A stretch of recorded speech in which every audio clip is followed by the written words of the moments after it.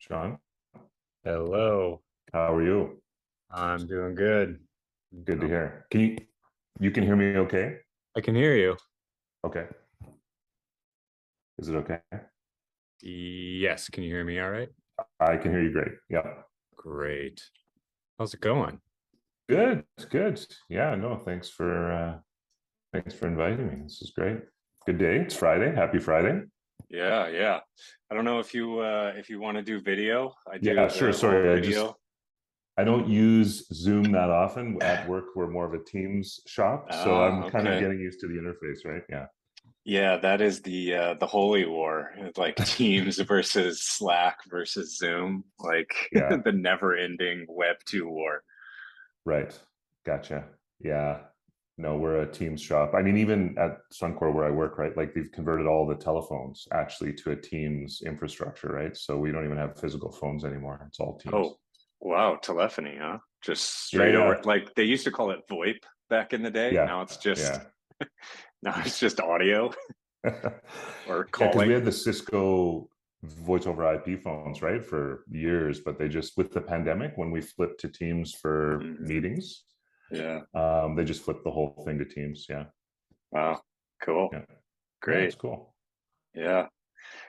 So yeah, thanks for jumping on the line. I'm curious. I mean, you've been in, gosh, well, I mean, what are we gonna call it anymore? Is it like AR, VR, the multiverse, the metaverse? Like, I don't even know anymore. It's spatial computing, Yeah. 3D, Web 3, emerging tech, hard tech.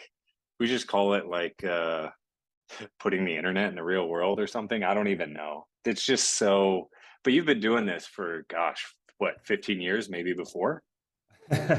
Well, I don't like to talk about how long I've been doing it because then you can start calculating the returns on my investment and they don't look so good Nah. even at the best of times over that stretch, right? But yeah, I mean, I took a position in Copen, right? Micro display Yeah. maker. I'll call it 2009, and it was really about back then the kind of a TV, like a miniature TV headset, right? Like the My View, Hmm. you could watch TV on the plane kind of thing, right? Oh, that's kind of a neat Right. idea. And then also they were doing the transistor for the cell phone, which was a big growth area after the iPhone, right? So I was like, okay, well, this seems interesting. But then the big thing for me was glass, right? Like Yeah. so glass emerged 2012, 2013. And then John, the CEO of Copen, he bet the company RV, right? He's okay. We're going to sell off the HBT transistor business, which is still in use today, right? Big business. Hmm. All the cell phones need it. Pivot to micro displays, totally.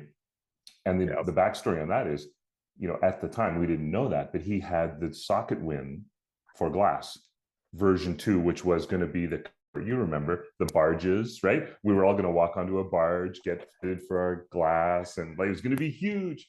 So he bet the company, but then we know what happened, right? Like glass Hmm. faded, they pivot to enterprise, and even to this day, is the volume there? It's probably a great little device, but it's a niche product, right? Yeah. So that's how I kind of got into it. And all the way along, I've been trying to figure out like, is it AR? Is it VR? And I think in January, if we're lucky, we're going to find out that it's mixed reality, that is going to be Yeah. the consumer killer app, right? I Yeah. think. Yeah. Yeah. I think the way I've sort of thought about this a long time ago was it's just a continuum. So you've got like a dial, and you go from real reality, which is like no internet, and then you dial up the internet all the way to 100%, which is virtual reality. And then like augmented reality is somewhere in between there. And so I think as we go throughout our day as a species, there are certain things that, maybe it's just all the way down to zero in real reality. And then at certain times it's like augmented, and then at other times, maybe it's just like pure immersiveness. And so to your point about like the glasses and, been in this space for a long time and the startups have kind of come up and down. And so just the fact that some companies have had that duration through that time period, I mean, it's hard tech, right? I mean, think about like internet in the mid 90s. Everyone knew it was going to be valuable, but it took Microsoft and Apple until 2020, 25 years to reach $1 trillion market cap. So you could argue there were certain points. I mean, there was a certain point where Apple almost failed, right? So Mm-hmm. you could say, oh, computers, like horrible investment. And then it's like, well, were they?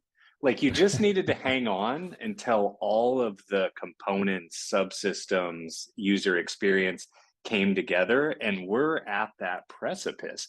The thing for us is like the people operating in the space, the problem is just that frustration of like, Yes. we're there. And then it's like, okay, we got a prototype, then we got a POC. Now we're in pilot purgatory, and like deployments are happening and it's on a global basis. And so it's nothing. It's that old adage, right? Like nothing happens for a long time and then everything happens all at once. And it's like, yeah.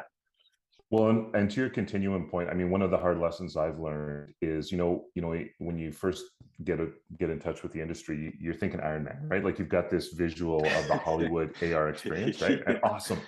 But then when you talk to the folks who know, and even they figured this out, like I spent time with John Fan trying to figure this out, right? Because he knows more than probably anyone about this. But I remember once he said to me, Derrick, you can do 80% of what you need for AR with audio.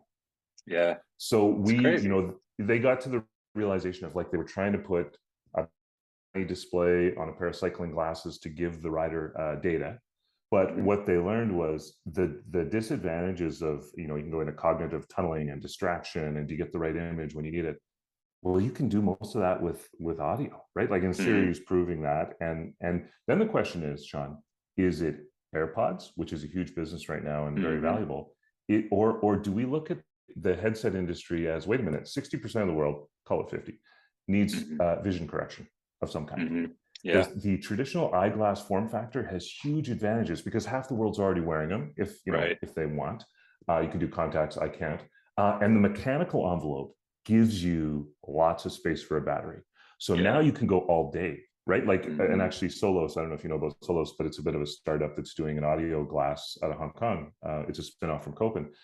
And they've got an all-day pair of glasses right now. Like the thing will run 8 hours continuous audio, so you don't need that all day, right? And now you say, hey, Zoom calls, I can go into the office with my glasses I wear all day, do all my calls all day, go home. I don't need to charge those things until the end of the day.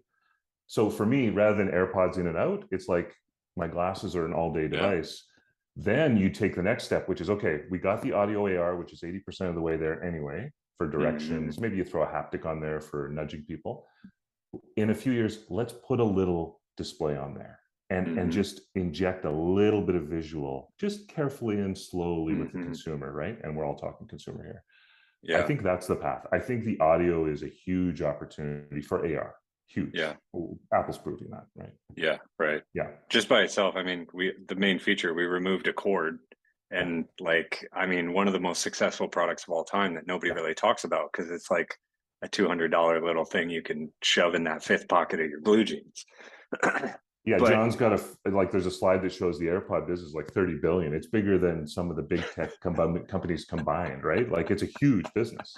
It's insane. People just never talk about. I mean, I'm all over the internet like you are, and you never hear anybody really talking about it. Yeah. But you're so right, and I'll tell you why. I mean, there's so many different angles we could go, so many different roads we could go down with this thing.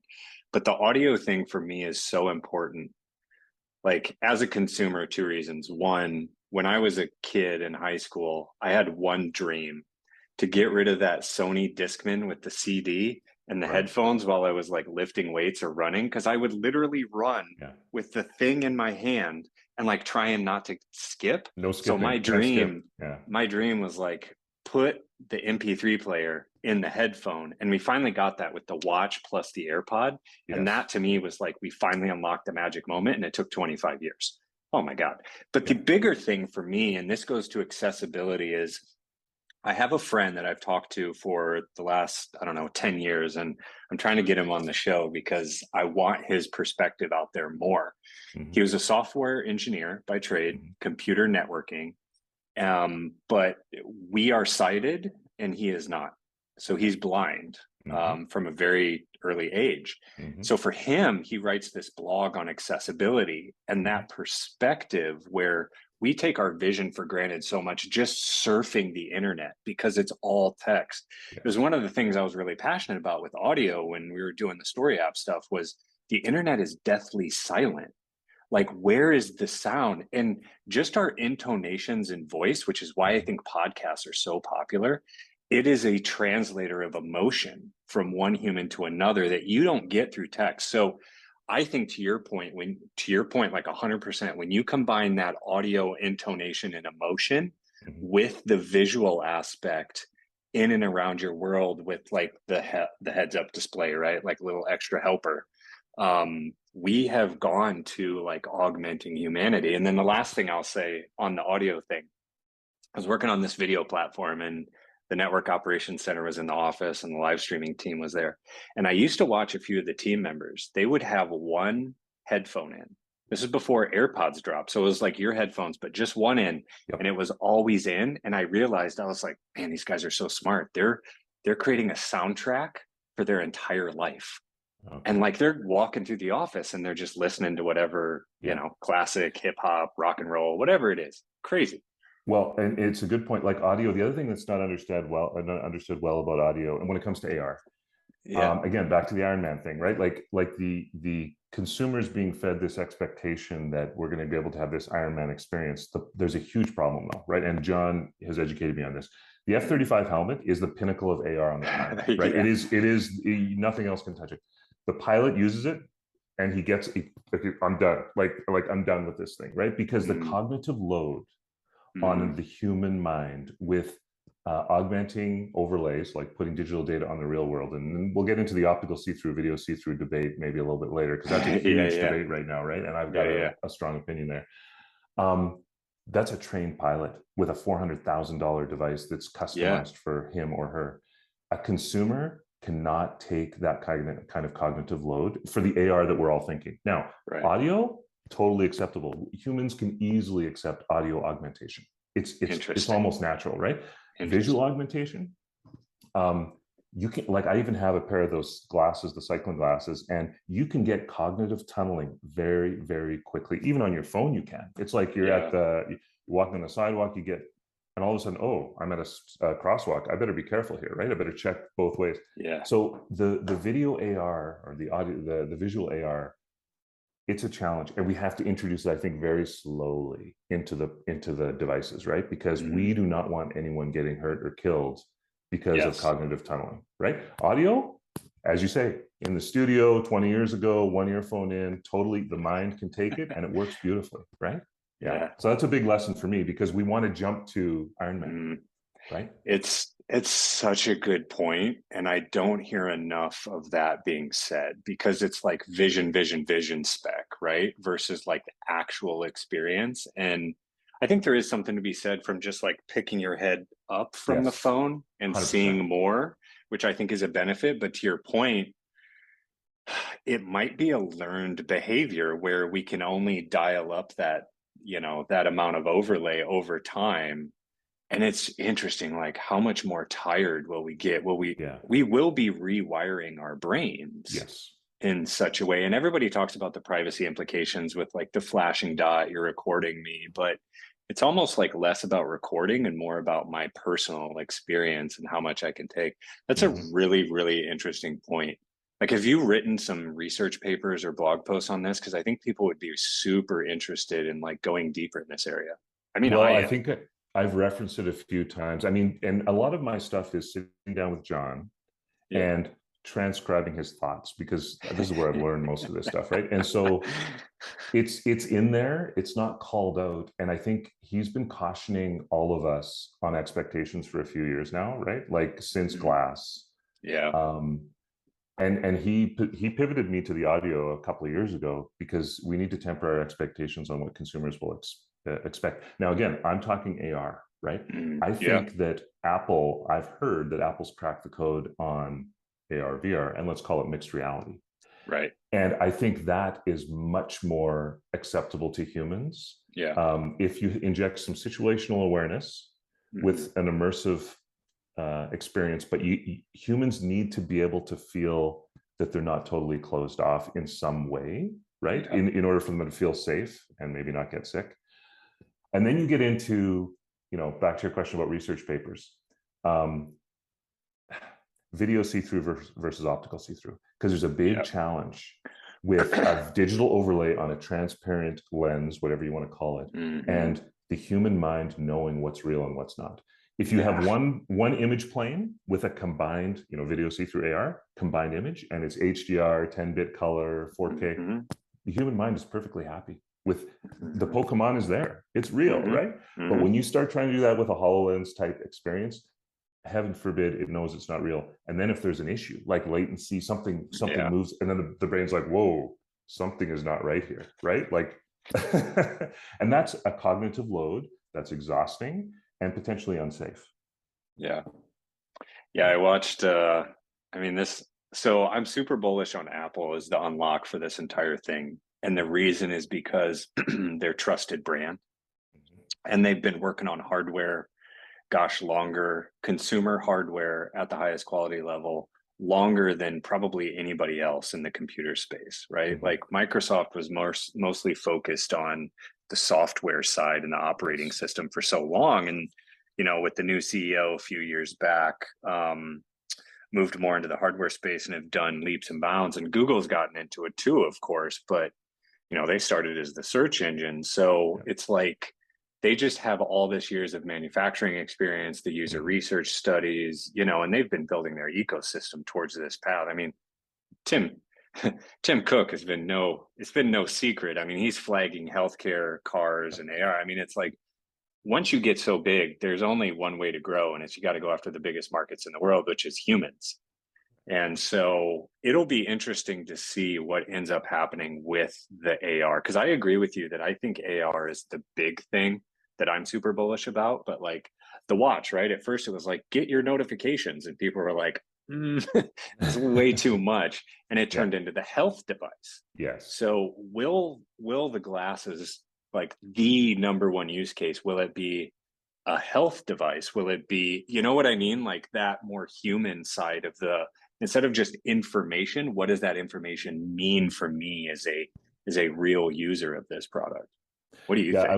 I was actually hoping, one of my theories for the Apple, before we knew where they were really going, and we know where they're going, let's face it, right? Before we knew, I had hoped they might do an off-axis heads-up display video see-through, right? So in the brow bar of my glasses, just some tiny, it's called pupil optic, like a pinhole optic that injects the rays directly on your retina through your pupil, right? In a very efficient way. Rather than waveguide kind of thing. Exactly. Yeah. But and again, it's off axis, so you got to look up at it. Like it's not occluding your vision, which is a big thing for me. So anyway, that's the technical side of it. But the magic they could add is the filtering of data. Like what do I actually get to see through the course of my day, and how is that managed? Because I think they could, if anyone can do it, it's them, right? In terms of their ecosystem, so critical, because you can't just fire electrons down people's all day long with Twitter, text messages, phone calls. Like we're gonna have people TikTok getting killed on the street. Yeah, exactly. TikTok. But I still think, like, and I'm, the GoldenEye RealWear device, off access pod just below your line of sight. It's really just suspending your phone. Right. And it's video see-through AR that just hangs there, right? Yeah, it's just like this. But you can look at when you need it. It's like you want to read a PDF because you're fixing some turbine. And it's like, oh man, I don't remember what the circuit diagram, and you just call it up and look down in it without using your hands, and boom, it's there, and then you do your work. But of course, that's not the Hollywood vision of AR, and so people kind of discount it. It's like, oh yeah, that's old tech, but it's Oxen's razor, right? It's like that's the simple solution that works. It's productive. It's safe. The other thing about waveguides, Sean, is you can't create black. You can't create dark colors and black. That's a huge, it's a huge issue, right? Like on my screen right now, I've got black parts of my screen that are necessary. You can't do that with a waveguide easily. I mean, people are talking about you doing some photochromatic things, but now you're adding heat and weight, and wait a minute, video see-through can do all that for you. We've got micro displays that are opaque, but micro OLED with the right optics, light, power efficient. We're going to get there with video see-through way before optical see-through, right? Yeah, right. I think exactly. Yeah.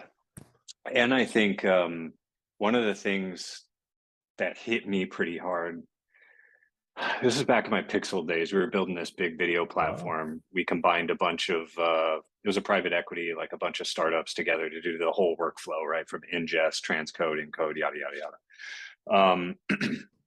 One of the senior product people there, he after that, he worked with a company. I won't name him, but if you're listening, shout out. And it was interactive video, right? Like Okay. in YouTube, basically what that means is at the end of the YouTube video, when they have those little hotspots and you click on them to go to it, Yep. it's like a hyperlink in a video. And I thought about that in the 3D world, because those are your portals, like the Pokemon you click on, and now I'm transferring. I'm literally warp driving to a completely different universe, which is just like a different web page. But if you're pushing that information into your eye and it's interactive, and here's the real question, right? Like, am I reaching up to like touch things with my hand? Am I doing a microscopic eye movement, right? And then what is the strain on my eye? Because here's the thing about the glasses, what I realized, right? We sit with our phone on the couch in a comfortable position and we're holding with one or two hands and kind of doing the thing. The absolute like best case is, I call it the layout. One of my buddies was like, oh yeah, I'm just going to lay out tonight. Basically just like starfish on the floor and just completely comfortable, completely spread out. But if you put those glasses on, you're completely spread out. You don't have to move a muscle. And so it's like the ultimate user experience as you just think it, or like it's a microscopic movement. So at what point does like getting up and walking somewhere, that transition to I'm just moving something with my thumb on a smartphone, down to what's a similar leap in terms of like friction reduction to interact with video, which is really just AR. Right? Like that's a really interesting thing I've been thinking about. It is an interesting question, and I got convinced fairly early about the benefits of, and this isn't going to solve the problem obviously, but like some investments were made early on for the GoldenEye platform, which became RealWear, that voice is the new touch, right? But the trick with voice is you got to extract all the external noise, because the voice engines need a clear signal, right? And so you got to solve that problem first, and whether you solve it in hardware, software, or some combination, I think it's been solved. And I think GoldenEye did a good job of it on the RealWear device, where it's like voice and head movement, right? So you can kind of do a little bit of this and the voice, and you kind of get somewhere. But to your point, can you do stuff that voice can't without moving limbs or digits and that kind of stuff? And is it the eye? I mean, you listen to the Mojo folks, that's what they are doing, right? It's like the contact lens, and it's going to be the eye movement, and it's all going to work beautifully in 20 years, or whatever that time frame is. I wear contacts. I'm hopeful. Like next year, that'd be fun. But not. But you start listening to the technical. Like I'm listening to explain like the resolution they've got and they can get to, and the batteries. And I'm like, wow, this is a hard problem to solve. Because the other thing about what Apple's going to do, I think, is consumers. If we're talking consumers, they are used to 4K HDR, 120 hertz imagery. You cannot go with even a 640 by 480 screen. Like that's not going to work, right? So we got to get, and that's why I'm hot on micro OLED and pancake optics and mixed reality, because it's actually going to be better than your TV. Because the other thing, if you listen to Robert Scoble, it's like the idea is you're not looking at a 4K by 4K screen here. You're looking at a sphere of 4K by all around you. Right, IMAX, right, exactly, IMAX, and then you throw in the audio. You're wearing, the high-end Apple audio gear. You throw a great audio experience in there, like the IMAX. 48 hertz. Going to IMAX. Right?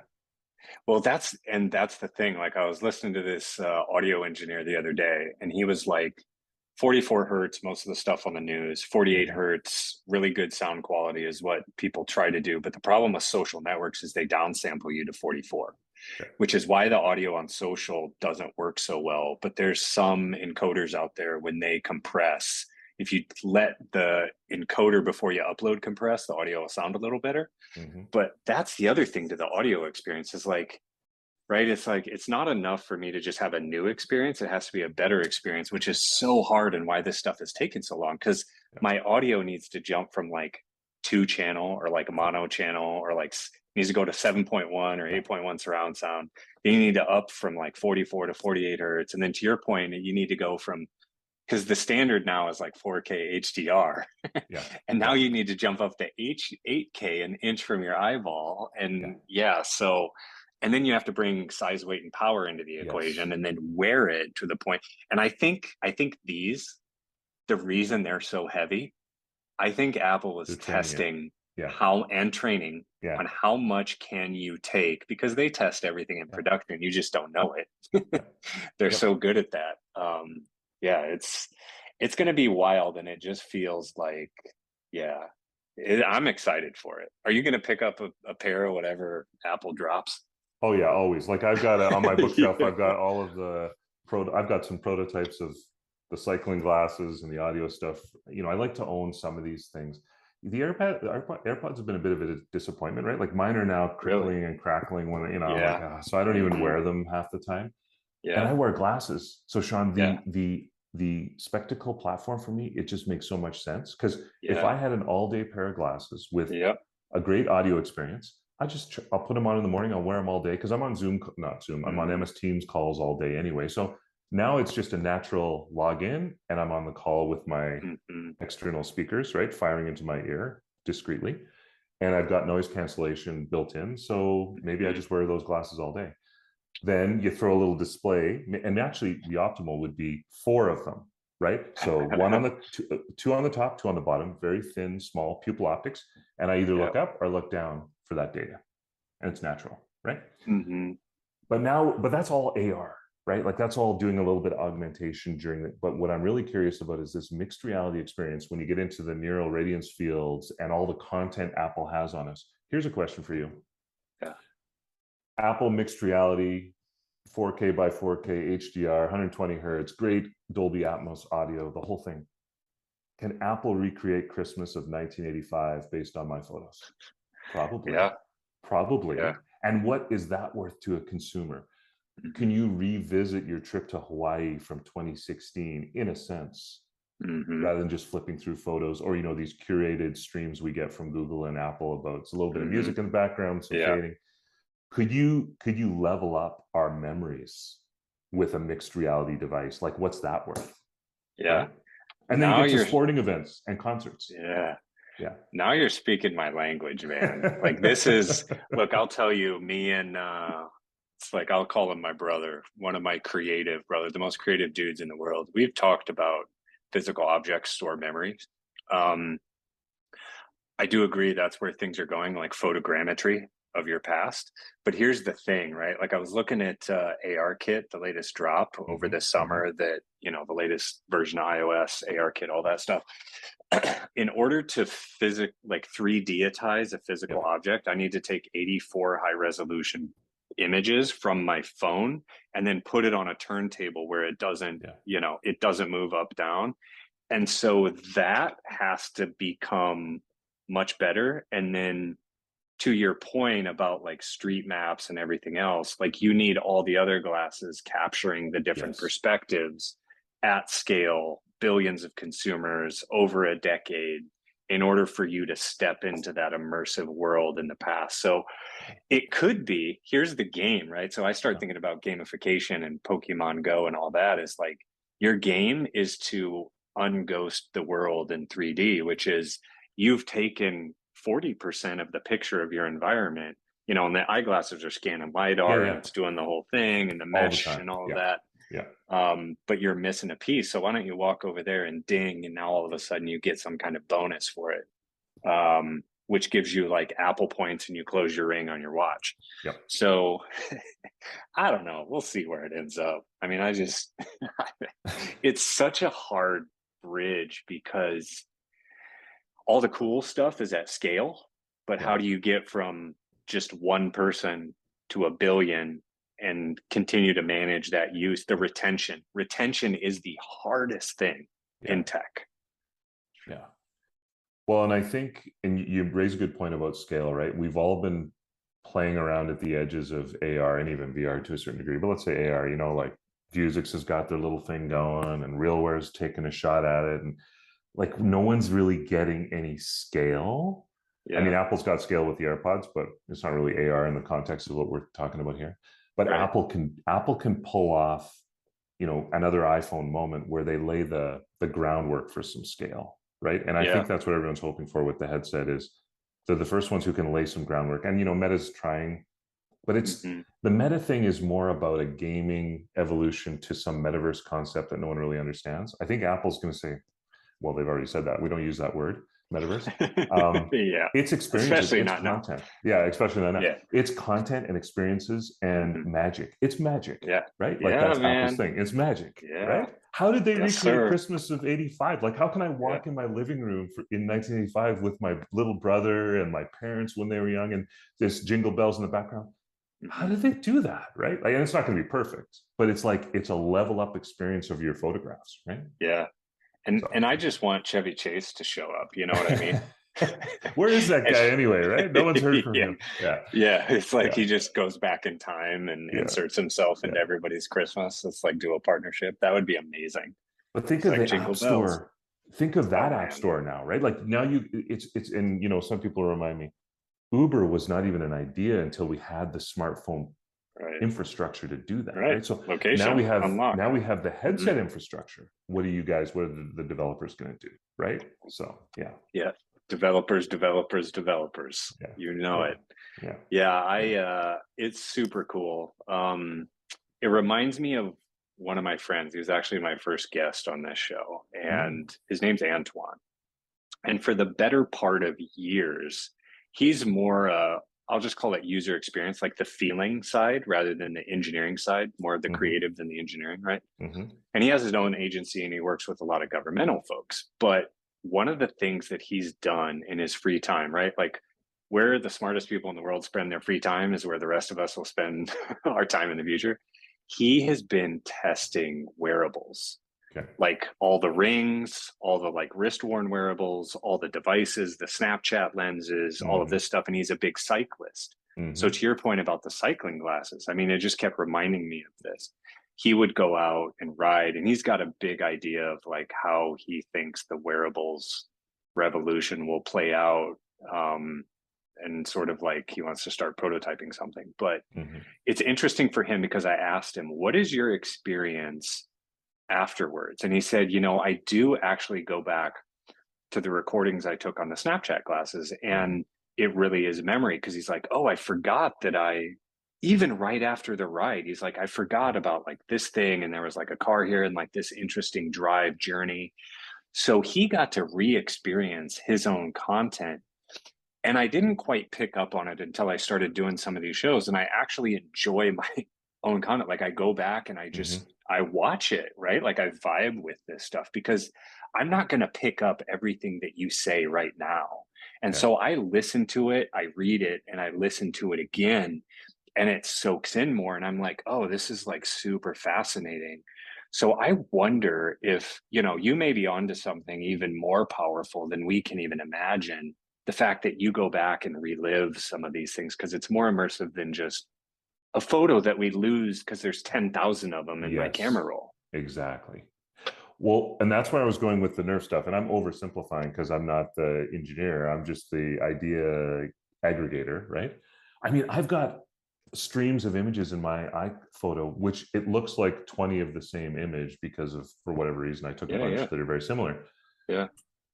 Your idea about can we do the cam with the 84 shots? Like we may have enough to get some experiences built based on our iPhoto libraries, maybe more than we think, right? And then Apple knows what music we love, and they know how to they know who the people are because we're doing faces. They've tagged everyone.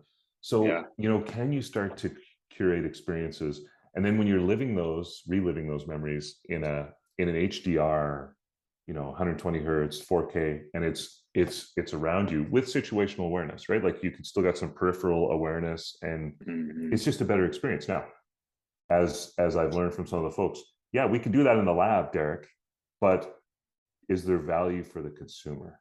That's the big question, right? Like, putting a little display on a pair of cycling glasses, amazing idea. The cyclists will love it. We'll sell millions of them. I don't think they sold more than a couple thousand. Because there just wasn't enough value there to be able to not look at your speedo on your handlebars versus looking at it, looking up, keeping your head up, right? So that's the next question is, what will people pay for? right? I think one of them, and we already kind of see this with Apple Maps, but here's the perfect example in terms of safety, right? So, like, CarPlay was the Trojan horse into the automotive industry, and people buy cars just because it has integration with CarPlay. And Mhm. what's the primary use? One, music, two, maps. It's Yeah, navigation. And yeah, here's the issue with navigation is driving, and I've always had this problem. You have to move your eye away from the road and you have to go down and to true. the right and then back up. And in that period of time going at 60, 70 miles an hour, like that could be it.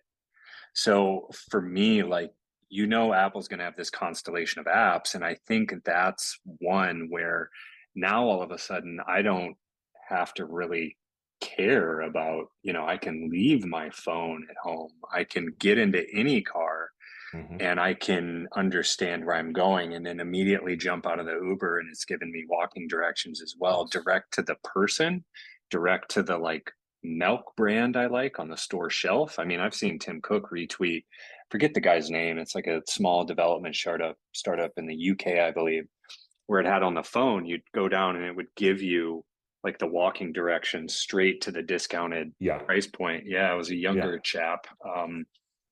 Isn't So it? Isn't one of your quotes? Didn't I get it from your Twitter feed about one of the greatest retention tools being reducing friction? Right? oh Did I yeah, get that? Yeah, like that is, and yeah. what you're talking about is reducing friction, right? Like Yeah, you step here, there, boom, boom, and it's just like it's smooth, frictionless, right? Yeah, smooth. Yeah, exactly. yeah. Yeah. And I think really what it is how much of that can you remove with one device? All these little microscopic friction moments that add up to be a lot. And this is, I talked about this in like a robotics AI episode, but to me, like one of a huge use case for that is that service bot in home. It's a multi-use appliance where instead of an oven, a microwave, a Hmm. dishwasher, right? You have somebody, or let's just say an artificially intelligent humanoid robot that's safe, Hmm. the biggest one of all, Hmm. who can save you 2 to 4 hours a day because they're Yeah. cleaning up the house, they're making lunch for the kids, they're walking the dog, they're throwing away the trash, all these little microscopic things that add up to hours and hours of your day. It's Hmm. like, would you be willing to pay $200 a month for that? Well, like, yeah, like the whole population. So the question to me, like with the glasses, Yeah. is I haven't thought enough about it. Like, let me put down in a spreadsheet my entire day, step by step, and think about what is every single moment and how many seconds does it, or milliseconds times every day times every human, and what's the societal value add of just throwing these things on to a billion people? Yeah. Well, and that's why I'm going to go back to this. Like I was early fascinated about the complex version of AR and all it could do, but I'm back to Mm-hmm. now the 80%, the audio. If you had a pair of glasses, and let's pretend that you had a choice. The glasses give you, all your audio input, output, calls, Zoom calls, everything.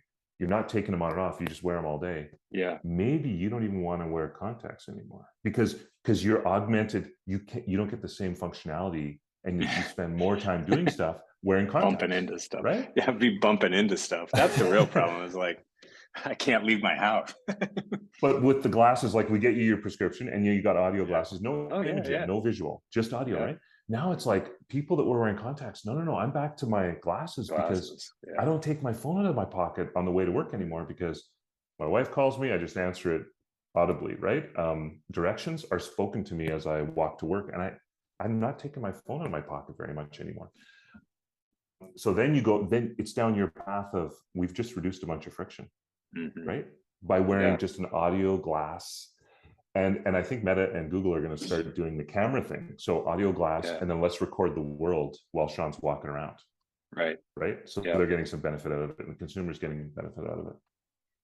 So anyway, I think that's the first widely adopted AR is going to be the audio AR, and I think we may be missing it. I don't think people are seeing audio AR glasses is going to be as big as an AirPod. It's going to be as big as AirPods.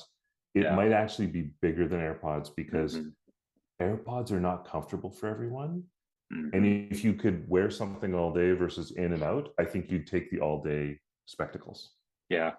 Yeah. I agree with that because the hearing impaired are perhaps the only ones that have years or decades of experience with something in their ear all day, and the rest of the human population didn't. So at some point, you take those headphones out.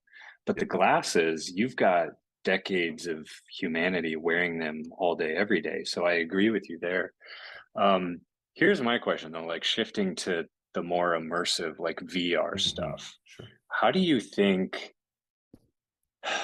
there's obviously like the Hollywood thing. I've thought about the Hollywood thing. How do you think the totally immersive VR dial turned all the way up to 100%?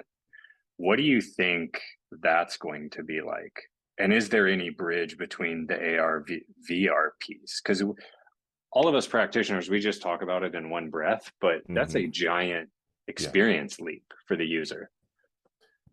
And it's funny, you know, like Meta's taking it from the immersive, you know, using gaming to go down the immersive path. I personally think Apple's going to flip it around, and we're thinking of it as VR, but it's actually going to be more mixed reality. I think you're going to put it on and you're going to see your room that you're in, and it's going to start with more mixed reality experiences, not a fully immersive experience. Got it. And I think that the mixed reality is the killer app for consumers. And maybe you have a segment that wants to be full VR. The thing with full VR is I think the experience relies on more than just the headset to be fully immersed in a virtual world that is convincing. I think you're now talking about, what do you mean? More physical Objects? haptics. Yeah, I think you really got to go to, like, how do you walk across a field in full VR when you're in your 500 square foot apartment, right? Like now you need to have some physical mechanism to create the illusion of walking across a baseball field. That's a hard problem to solve. To be like the ultimate holodeck VR experience, right? Like, because someone was asking me about that last night, I'm like, well, think about all these challenges, right? Like, the haptics required just to create the physical sensation of being there, the smells and things like that, and then the illusion of distance. How do you recreate the illusion of distance? I mean, you've seen the videos on the internet of some guy, it looks like he's walking on a beam and he's jumping off and he jumps into his wall, right? Because so the Kool-Aid man in real life. Yeah. I just don't know. For some reason, I feel that Apple's going to do something more along the mixed, like the killer app for consumer headsets is mixed reality. And maybe there's some segments that are fully immersive that we get to in the metaverse in 10 years that are really convincing. But I think the concert experience, the sports experience, that's not so immersive that you're closed off, but it's more of a mixed reality experience, and it's great. That's what I see. So you think, like, I'm going to put words in your mouth here, but I'm just sort of compartmentalizing. So it looks like reality, augmented reality, mixed reality, virtual reality. So it's like R, AR, MR, VR, and as the continuum. And I feel that AirPods, like, we've gone from reality to AR with AirPods. Yes. Simplifying it, right? Like, audio, right? Exactly. Your audio today with those headphones, if you have the noise cancellation on and you've got the ambient input on, you've augmented your real hearing, right? Because you've now injected another audio stream from what's going on around you, but you can hear them both to different levels, right? And you're not here. You're not here with me, like, but you're here with me. You know? Exactly. Yeah. So I do see reality and then audio, and then now we're going to go. I think Apple's going to jump to. They're not going to try and do VR and then pull it back to AR. I think it's going to be more like a mixed reality, and then it might shoot off to VR. And then what they'll do is they'll get the mixed reality pulled back to like an AR experience once the technology lets them do that, where you can have a very light AR experience visually, because Sean, the devices are just too heavy to be wearing all day, right? Like you and I both know this. Like, no matter how, it's like a motorcycle helmet. Like, at some point, you need to take that puppy off. So, inside baseball, I'm headed to Disney on Saturday for a week. Went there a year ago. One of the most impressive, immersive experiences I've ever been a part of, to the point where I just sat in a seat after Rise of the Resistance for Star Wars with mouth agape and sat there for a minute because I was just in awe. And I do this stuff for a living and have for a long time. And they took me to a whole different place that I didn't know was possible. And I was left with the thought that, like, I ain't nothing. I haven't done nothing. You ain't gonna be nothing because we're doing it on a totally different Yeah, plane yeah, yeah, of yeah, existence. So to your point about smell, yeah, audio, yeah, video, yeah, environment, yeah. Disney has killed the game. And so we went through some of the old stuff too. And like back when Walt was in charge, he was doing these robotics from the beginning, right? Like Yes. this is like 40, 50 Yeah, years ago. yeah, I mean, it's the 50th anniversary now, but like if he would have just kept going on that thing, I mean, yeah, Steve took up the mantle and the torch, so to speak, from Walt. okay, yeah, yeah. But here's my question, right? Because Disney and this whole idea of like the multiverse, they already own the Mhm, property, all of that stuff. They just don't have the technology chops of like an Apple, a Google, a Microsoft, et cetera, like an Amazon. And so how did they, but they have the distribution channel, they have the entertainment assets, they have the 2D, they have the storytellers. mhm, So it's almost like you need to smash Apple together with Disney and create Voltron. And it feels like Microsoft would need to get in there as well. And I mhm, wonder, I mean, I just don't see this playing out in corporate America, but wouldn't it be cool if the five biggest tech companies in the world work together for once to mhm. build something that helped all of us, And like what is Disney's place in all of this going to be? Like I want to hear your thoughts on this. Have you thought about it much? Well, I mean, my view of the world is, I mean, they're the king of content, right? I mean, Yeah. And they're the Queen, king. yeah. Yeah, yeah. They're the whole royal family of Yeah, they have content, right? 52 deck of cards, yeah.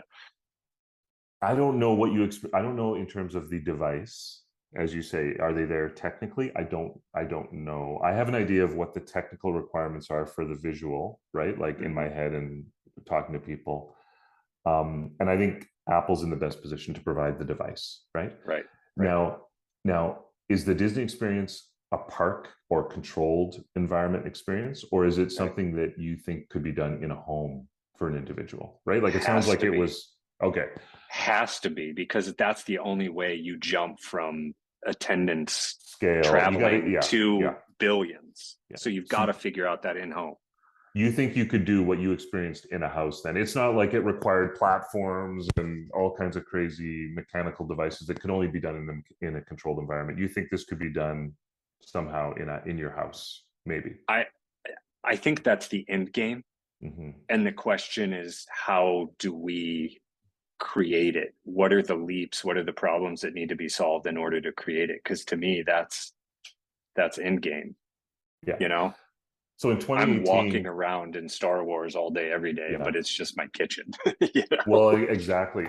And that's where I'm thinking of the mixed reality experience of the Apple killer app. It's like you have it's a marrying of the fantasy world that you want to experience, but with the Yeah. reality construct that you don't stub your toe on your dishwasher, right? Like It's you've so got real. that awareness, Yeah. and the world is mapped. Mm, The content is probably adjusted to your little physical reality, little and that's kind AI. of cool because Yeah. then it's like a customized experience, which is the ultimate Mhm. anyway, right? Yeah. It's a um skin. It's like yeah, it's Winamp a skin, skins for your exactly. house. Yeah, Yeah, yeah. that's a good way to put it. And I think the visual technology, like I was at Copen's head office in 2018 and I experienced the 2K by 2K micro OLED 1 inch panel, pancake optics. Like people are talking about that now as new tech. That's 4 years old, actually, right? Yeah. We're now looking at 4K by 4K, which is super hard technically to do. Pancake optics. I think visually you can do what you want to do in your house. But it's going to take Apple to do it. It's going to take Apple to Yeah. say, okay, industry, cell phone panels for VR, no, out. We're now doing 1 inch, 1.3 inch panels, pancake optics, Hmm. and now you've got that visual that you've been waiting for. And now you got to Hmm. have the audio, and Apple can do the audio, and then the skinning. I really feel like that's where it's going to go for the consumer scale product. Yeah. It's interesting. The thought that just crossed my mind is Apple is the distribution channel for experience Yeah, because they have the ability to not only concept but create, manufacture, and have consumers purchase, which is the ultimate thing. And then and only then can you distribute your media, your products, your services through that distribution channel direct into the eyeballs. I mean, the The other thing I could never get away from, are you a Star Trek Next Generation I like fan? Next Generation. I mean, that's one of the better series, right? Yeah. Yeah. So there was this one episode. I watched this growing up, that and like USA Up All Night, which was kind of funny. Gilbert Godfrey, rest in peace. Yeah. But there was this one episode in Star Trek Next Generation where they put on these glasses, everybody on the ship, Yeah. and like Gene Roddenberry, genius, put on Mhm. on these glasses, and it was, they showed the like visual, which was really horrible 90s CGI, like Lawnmower Man, right? Mhm. And it was like this ball bouncing or whatever. But the idea, the story was that it was this game or this content that was so immersive that everybody on the ship became zombies and Okay. just like stopped. And there was only one person on the ship that was immune from it. So basically, TikTok directly into your brain is Yeah. how we would experience this now. There's only one person that didn't get impacted by this, and he had to go around and save the ship and Okay. everybody and get them off of this because it was so engaging, because it was so Mhm. personalized, Mhm. right? It was a game, it was a story, whatever. And you know who it was? It was Data. Data. It was I the was gonna I was robot. gonna guess Data, Yeah, right? Yeah. yeah, it was just Data Yeah. the robot that ended up Immune. saving humanity from the fact that we created a machine so powerful that it immersed us and engaged us to the nth degree. So it's like the end game beyond the end game is, I just go back to service bots to save us from ourselves. Well, we might need that. There's a couple movies along those lines too, right? Like Yeah. iRobot. But I think the three winners are going to be Apple, obviously, because Mm-hmm. they're gonna pivot the industry to the headset that we're talking about, and that'll Yep. drive the content. Yep. Apple, Meta will win just because they've got an early start. I mean, not win, but Yep. they'll have a good position. And Yep. Pico ByteDance. I think you're going Mm, to see Pico that's ByteDance with a interesting. headset emerge in the next 6 to 12 months. With the content they can drive from TikTok, and they're going to Wow. lever that. And so I think those are going to be your titans. Those are going to be your platform device titans. Yeah, and it's going to be the small guys are going to have a tough time now. It's the big Yeah. boys now. It's the Mm-hmm. big boys. That's, Derek, that's so interesting. The Pico TikTok. I don't think anybody has any idea the speed at which they've Mhm. scaled and the areas they're working in. I mean, Mhm. can you tell us more? Like, what else do you know? Well, if Because you look at that's the yeah, sleeper. if you look at what's publicly available, you'll see that ByteDance bought Pico from Gore-Tex. There's a Gore-Tex connection. Gore-Tex, the number one ODM for all the headsets. Like they're the ones building all this stuff for the brands. Mm-hmm. They've got the dough, right? Like you're going to Mm-hmm. see where billions have been wasted on optical see-through. Back to that. And now we're going to go video see-through. You're going to see that there's going to be billions put into video see-through mixed reality VR headsets. And obviously Apple, we're expecting that in a few months, right? Hopefully Mm-hmm. January or sooner. Meta's already made their play. We got the new device coming, Cambria. I was always hoping it was going to be micro OLED, but maybe they're not ready. Mm-hmm. I'm very confident Apple will be micro OLED and Pancake. And then I think Pico is going to come out of nowhere because of the groundwork that was laid at Gore-Tex. And I think they're going to have Yeah. a competitive device, and they've got content they can feed that thing with due to Yeah. TikTok, right? So basically, you think it's going to become basically another internet superpower based in out of China. Yeah. Yeah. And then, yeah, I mean, to get into the physical geography thing, not the internet geography thing, but then the other sleeper beyond that is India, right? Like a totally different culture, like a population just as big as China, and China's population is starting to not grow as fast too. Mm-hmm. So that's kind of an interesting, and then Middle East, North Africa, just that whole sector of the planet. Because I mean, I'll tell you, I'm working with a gentleman based in Africa now, and there is no difference in terms of skill set, software engineering, um, in that side of the world. And, Middle East, North Africa, India, worked with some really great Indian Mm-hmm. folks over Oh the yeah. years too. So I feel like that's only a matter of time. And I see Silicon Valley starting to pay attention and fund Mm-hmm. that area of the continent. So it's like, if US was the superpower, China's next. And then after that, India. And it's going to be a wild 30 years in It front of is. us. It is. Yeah. And it's going to be a paradigm shift, just like the internet was, as you mentioned earlier in the discussion here. It's going to be like the smartphone paradigm shift. Yeah, and we all remember Steve Ballmer saying, the iPhone, it's got no keyboard and it's too expensive. People aren't going to buy that thing. I mean, that platform has laid the groundwork for multiple trillion-dollar market opportunities, like the Airbnb model, the Uber model, like the whole delivery model, right? Uber, not Uber, but the giga drivers. Like those industries didn't exist without the smartphone platform, right? So the headset platform is going to spawn trillion-dollar industries, right? And geographically, you're right, they could be very different. I think China is a really interesting space because they've closed the gap on their technical abilities in a massive way, right? Yeah. And Quality is India, going way up. yep, Yeah. big time, big time. Mm-hmm. And China and India, as you say, like the technical ability. I know some of the software development, even for the Golden Eye and the RealWear, like that was all done offshore in India, right? To develop, because people don't realize like that Android, the Golden Eye platform isn't just a headset, right? Like I was there in 2017 when they launched it, and what they had done was found a way to put an Android layer on top of a middleware to voiceify Android, which is is an important thing, right? To basically create a whole voice extraction layer for the Android operating system. That was all done, I believe, in India. So yeah, the world's going to change, right? And my big goal is, I mean, I want to own winners. I want to bet on the right folks, and it'd be nice if I can make a few dollars doing it, right? And I like to be right, and so I spend a lot of time trying to find. And it's been this windy road, right? It's like HoloLens, Google Glass, and each time it's like they're big, they got to be a winner. Well, no, Glasses was a dud, right? And even HoloLens, it's not, the story's not fully written yet, but I would bet it's more in the dud category. So you just don't know until you get the scale, right? It feels like we've been the industry's been shooting off little bottle rockets, which are tests. And then in the meantime, someone over here is building an actual rocket that can carry humans. Exactly. And people aren't ready for the huge rocket to hit. And, you know, people say it's going to be the Apple thing's like $3,000 a pop.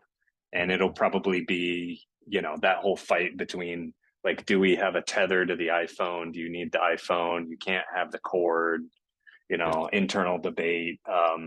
So it's going to be super interesting, but it's probably still going to be pretty green in terms of capability right out of the gate. And, you know, it could have been a blessing in disguise, COVID and all that stuff, to give some more time in order to make it a little bit better to help with adoption. Because I think the worst thing for this space is if Apple drops something and for quote, the first time in history, their product quality, like it doesn't hit the way we would expect it. That would be the worst thing. And I think it would put everything back a long, long ways in terms of just global investment, excitement.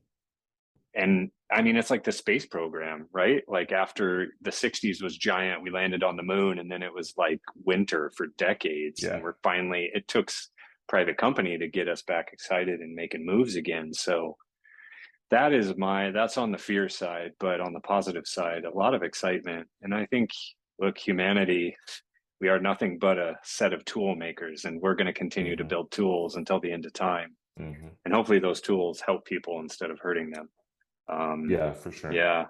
I mean, it seems like you're spending a lot of time on the analyst side. Do you want to be a part of like building, like writing, creating spec, or do you feel like more I mean, you tell me, what do you want to, like, what's your dream? Well, yeah. So my angle on this has always been on the investing side, right? Like you know, I'm an investor, and I saw an opportunity initially with a company, and then this whole AR VR thing kind of emerged, and as a part of that emerging, I mean, I have to know everything about my investments, right? Like I have to know everything, and you know, investments attract capital, right? And so part of it is making sure I own the right entity that's going to attract the capital, and it's going to attract the customers, and that's going to be the successful entity, right? And so I just have spent a lot of time making sure my bet is right.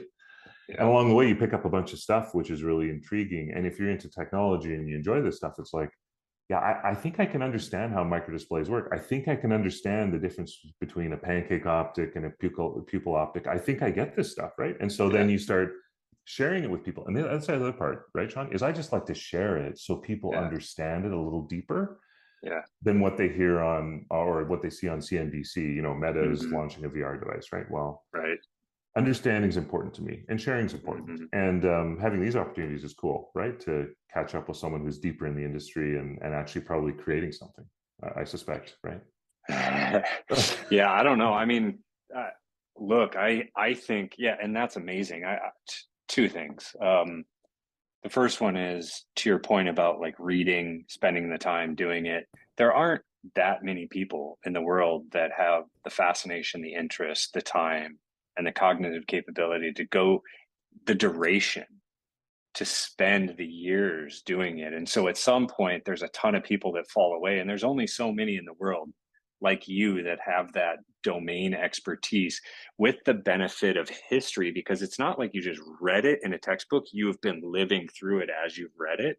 And Hmm. so, as you said, you've figured out this kind of weird golden winding path that you have a pretty good thesis on, and you kind of, I mean, you read enough, you know what's happening. I mean, you may not know how it all comes together in the finest detail, but you know what stuff's going to be when it hits. So I think that's one thing. You just spend enough time on something and you just by definition become an expert in the space. So yeah, kudos to you and hats off on just picking it, because I think it's going to be absolutely gigantic. Consumers are experience, and this AR is nothing but more than experience in Hmm. your everyday life. Instead of being trapped behind a little like 2-inch thing, it's now everywhere. And that is, I think, a giant piece that people don't even know yet. And then to the other point about building stuff, yes, I think I'll probably help a lot of founders build their things. And I'm just more of a playground in my own head.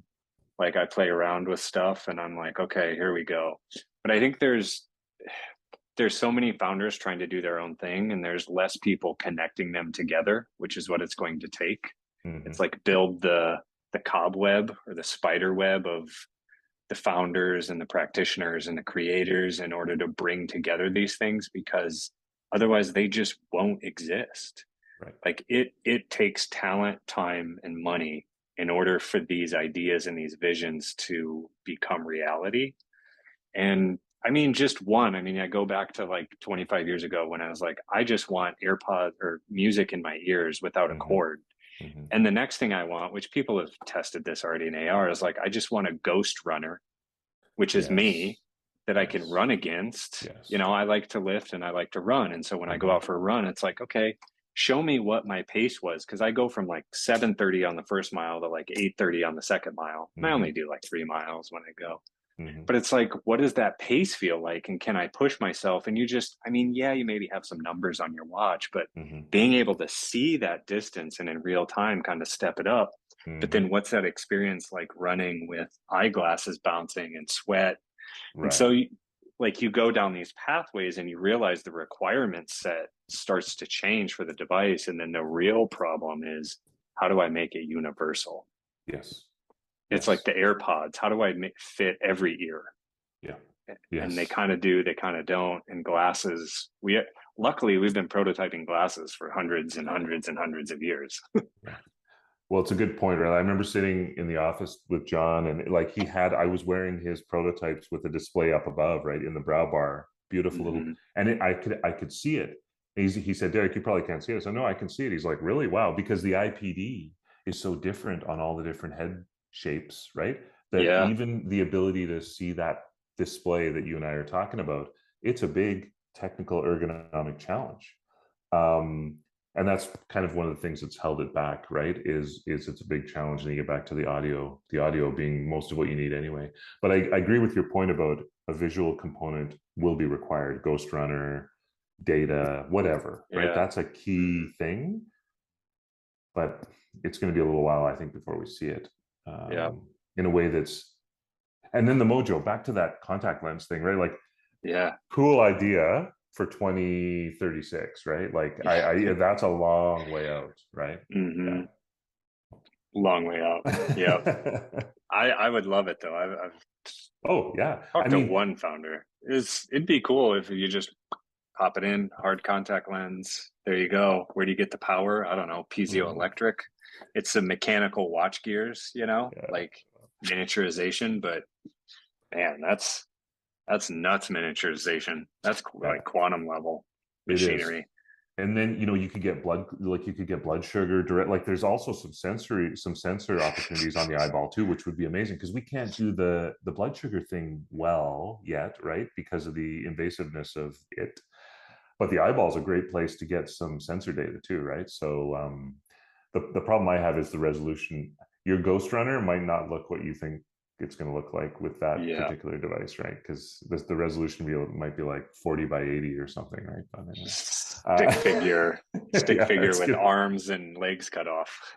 Exactly. So I think the near future, we kind of know what it is, and it's going to be a little different, but I'm excited to see what Apple's going to produce, right? So if they don't do anything, I'm going to be really disappointed, and I'll have to change.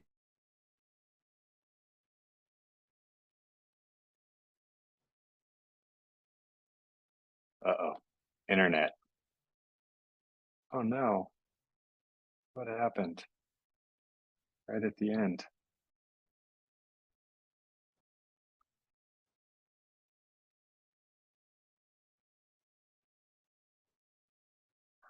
Oh boy. You know.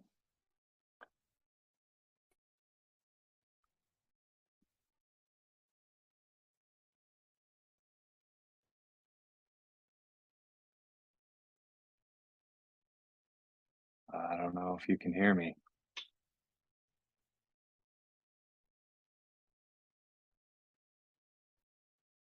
Are you back? There you are. I'm hey, back. Great. Man. So I think my internet's unstable. No, that's fine. And then so now we're back to my, you know, I've been spinning this yarn about video see-through, optical see-through. This is the disadvantage of going video see-through is when you lose, the panel goes completely black. Anyway, so yeah, it's been interesting. Well, this has been phenomenal, man. I think I'd love to do this again, whether it's on the show or otherwise, after, because Meta's going to drop their thing in the fall. And October, we'll see. We'll see when Apple, I mean, they're talking about early next year, maybe before that, but definitely after we get our hands on this thing. And because I'm not immune. And I just, you know, like you just have to. And then it'll be interesting for us to catch up again on, okay, now what? And that'll be super duper interesting because I wonder, it'd be interesting to refer back to this and see like how far off or on we were. Well, you're right, and just like the iPhone cycle, like the original one, and I had the 3G, I think, right? Because in Canada we got the 3G first, really, but you guys had like a 2G. Like the initial one was not what we think of. So again, expectations calibrated. The first headset is going to be like the teaser, right? It'll be functional, but not really what you and I are talking about. But I think Gen 2, whether it's the following year or whatever, that's going to be the one that lines up with what we're hoping for. Yeah, man. Yeah. I love it. Awesome. Cool. Well, Any hey, appreciate thoughts? the time. Yeah, no. Last thoughts is bullish on the space. It's recession proof in a sense, because I think if you've got something people are keen on, and it's relatively low cost. I mean, a $2,000 headset from Apple is a lot cheaper than business class tickets to Paris to go to the Louvre once, when you can go back over and over, right? So I think some exciting things are going to happen in the industry. I really appreciate the time, and love sharing, and love hearing others' perspectives too. I learned quite a few things from you here today as well, Sean. So anytime, just ring me up and I'm there. I love it. Cool. Well, thanks, Derrick. Appreciate your time, and hope you have a good long weekend. It's Labor Day here in the States, I guess. I don't know. Do you guys have Labor Day in Canada? Same here. Same here. So nice long weekend. Yeah. There you go. Any fun plans? Yeah, my daughter's in town, so we'll probably do some day trips into the mountains and do some hiking, and try and stay active while the weather's good, right? Good. Well, don't forget your glasses. Yeah, exactly. No, they're always on. All right, brother. Well, thanks so much for the time. Have a great weekend, and love to the family. We'll talk to you again soon. All the See you best on the internet. Yeah, we'll see you on the internet. All right, brother. Thanks, Sean. Take care. Yep. Bye.